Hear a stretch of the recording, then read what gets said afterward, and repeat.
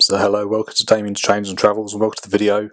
In this video I'll be showing you the collection of mine, and it's 4 mugs with Wallace and Gromit on them, made by Johnson's Brothers, and each one has illustrations on, and they're based on the first 4 films. So you've got A Grand Day Out, The Wrong Trousers and A Close Shave, and then the 4th mug is the first feature-length film, which was The Curse of the Were-Rabbit. And of course, as you probably know, in between A Close Shave, which came out in 1995, which now makes it 30 years old this year, and The Curse of the Were-Rabbit, in between them was Cracking Contraptions, and each one Wallace designed a contraption, and somehow it managed to go wrong, being Wallace and Gromit. That was quite hilarious, and it'd be funny if they did a mug for each of those as well. There was 10 of them altogether, Cracking Contraptions.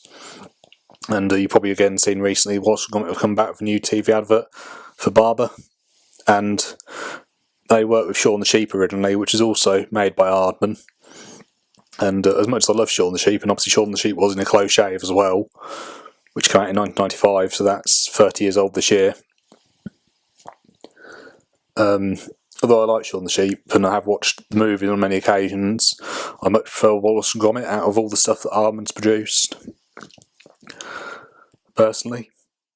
Another thing that I noticed in the new advert as well was they have the Gift-O-Matic, which does lots of wrapping and unwrapping, obviously if you've seen the TV advert. And it looked very much like Shopper 13, which was one of Wallace's contraptions in Cracking Contraptions, which again guest starred Shaun the Sheep too. And so yeah, it looked very similar to that invention. I thought to myself as well, obviously in the last film we had Norbot, who was a smart gnome that could do pretty much everything.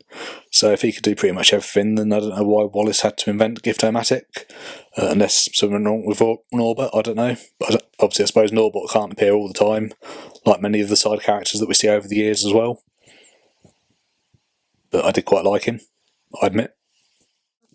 But like I said, there's 4 mugs altogether. So the first one's A Grand Day Out, and it shows Wallace and Gromit on the moon. And in the first film, which was A Grand Day Out obviously, as I just said, Wallace looked quite different to what he does now. He didn't have all the cheesy jawline all the time, but he does on this one. I suppose it's to make it consistent, but so it still does look very nice. And also what I like on the inside of the mug is that you've got the crazy robot cooker, whatever he's meant to be. I've always called him the crazy robot, but I've seen some people call him the crazy cooker as well. I suppose he's a mixture of both, but I quite liked him. And he does appear on the mug, and part of me would have liked to have seen him again, but I highly doubt he will, unless he manages to escape from the moon. And if anyone does steal that idea and show that, then as far as I'm concerned, you can see that they uploaded this. You know, so they probably got the idea from me. Anyway, so yeah, I really like this one.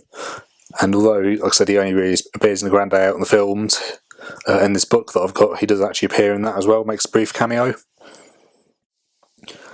Then the second mug that I've got is The Wrong Trousers. Like I said, this was the first one I got, and I got this in 2006 from a shop in Warwick, antique shop, and they actually did have the other 2 mugs as well. They had A Grand Day Out and A Close Shave, but they were sort of selling them individually, and I decided to have The Wrong Trousers one, as that was probably my more favourite film, and still is my more favourite film. And what I liked about The Wrong Trousers is the train chase scene, which unfortunately isn't shown on this, but I don't suppose they could show everything.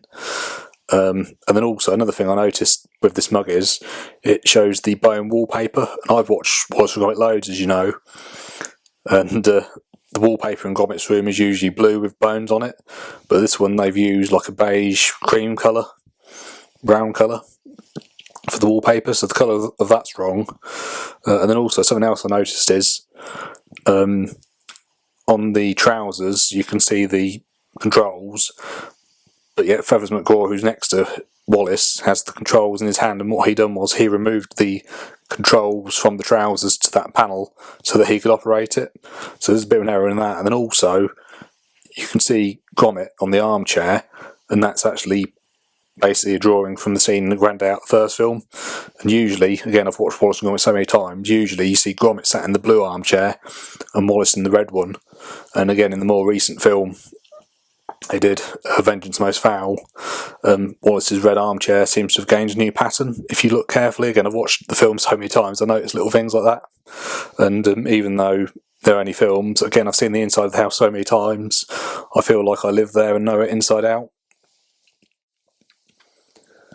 But like I said, despite noticing a few sort of illustration errors on this one, it's still probably my favourite mug. And when I was younger, I didn't really sort of notice that really. It's only as I've got older that I've noticed on this one some of the things are wrong. And out of all the mugs I've got, I think despite there probably being more errors on this one than all the others, I still absolutely love this mug. Like I said, it'd be nice if they had the train on it as well, but obviously can't have everything, I guess. And obviously, like I said, since obviously these mugs have come out, you've had 2 other new films. You've had A Matter of Life and Death and Vengeance Most Foul, as I just mentioned. And it'd be nice if they made mugs for them as well. But again, with Vengeance Most Foul, there were so many things and characters that happened. I suppose what do you actually put on there really? Because I quite like the narrowboat chase scene. That's probably my most favourite thing of the film. And obviously the fact you got to see a train at the end of that film was quite nice as well. But again, there was just so much in that film. I suppose it's what do you put on the mug. And then the third mug I've got is based upon a close shave. And that, so you've got Wendelin on it. On the inside you've got Preston the dog. Again, he's a character that I quite liked. And again, I've seen him in some spin-off stuff. Preston, but he's not appeared again. And obviously Preston turns out to be a cyber dog. And in the end, Wallace repairs him, and he becomes, should we say, a bit more sort of normal. But again, in some of the other books, in the spin-off stuff, you do see Preston again, and Wendelin as well, and Shaun the Sheep too. Obviously, Shaun the Sheep went on to do his own sort of spin-off show, and like I said, as much as I love it, I do prefer the Wallace and Gromit franchise, and with Shaun the Sheep as well, I think it was aimed at a bit of a more younger audience, although I still find it quite interesting. It's weird, when I was actually on holiday recently, I didn't have my laptop or anything with me, and there was some Shaun the Sheep episodes on the TV, on one of the TV channels, so I actually watched that. So I do still find it interesting away, but like I said, for me, Wallace and Gromit's always been my favourite thing that Armin's produced, personally. Shaun the Sheep himself is actually 30 years old this year as well, and I did see some of the stuff on BBC iPlayer, celebrating, like the special that celebrating his birthday and that, and showing the original Shaun as well. And then the fourth and final mug that I've got is the Curse of the Were-Rabbit. And again, Curse of the Were-Rabbit was a bit different to a lot of the other films because there were so many other characters that we see compared to the other films. I mean, I suppose a close shave you've probably had more in some ways, but obviously a lot of them were sheep, and then it was just Wallace and Wendelin. There wasn't as many townsfolk as there was in the Curse of the Were-Rabbit. So it features Lady Tottington, who I suppose was the main character of that film, and then Wallace and Gromit and Tottington Hall. And I remember seeing a promotional image very similar to this as well. And so, yeah, very nice illustration on this one as well. But that's my collection of mugs. And if you go onto my channel and look onto playlists, you can see Wallace and Gromit playlist of all my collection that I've got. So I've collected quite a few Wallace and Gromit items over the years. And thank you very much for watching. Until next time, goodbye.